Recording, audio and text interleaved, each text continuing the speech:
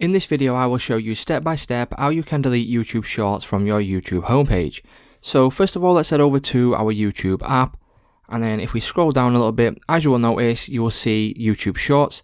So what we want to do to get rid of these is first of all click on our profile picture in the bottom right hand corner.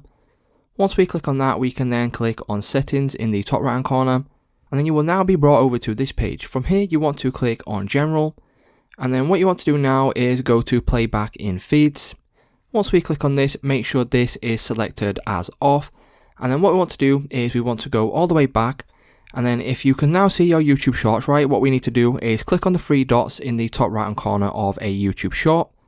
You will now see an option for not interested, and then you want to go through and do this for every single short that is remaining on your YouTube. So once you've got rid of all the remaining ones, if we go back and we refresh YouTube, what we can do is go back over to YouTube and your shorts should now be gone. So as you can see, instead of shorts, we have now got breaking news. If we keep scrolling down, as you will notice, there is no more YouTube Shorts listed on my YouTube homepage.